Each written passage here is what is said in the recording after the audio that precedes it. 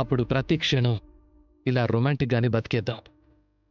అంతవరకు మన మధ్య ఈ దూరం తప్పదు. మన గురించి వదిలేసే పడుకో.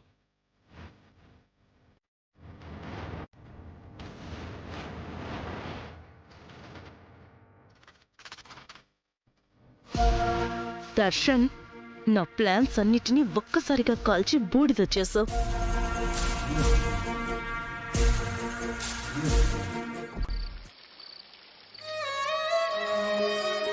నా కాపురం నేను నిలబెట్టుకోవాలని అత్తయ్య గారు చెప్పిన మాటలు నాలో ధైర్యాన్నిచ్చాయి. కానీ నా ప్రయత్నాలేవి ఆయన మనసులో నాపై ప్రేమను పుట్టించలేకపోయాయి. అయినా దర్శన్ గారి వరకు ఆయన క్లియర్గానే ఉన్నారు.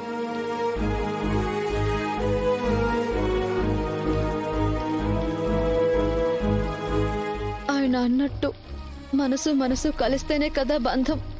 వాస్తవానికి మా మధ్య బంధం అని చెప్పుకోవడానికి తాళి తప్ప మరో ఆధారం అంటూ ఏముంది?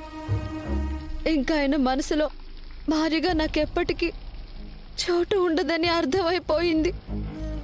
ఈ రాత్రితో పూర్తిగా దర్శన్ గారు సమీరా సొంతమైపోతున్నారు. ఇక నేను ఆయన జీవితంలో ఉండటం కరెక్ట్ కాదు. నేను వెళ్ళిపోతేనే ఆయన సంతోషంగా ఉంటారు.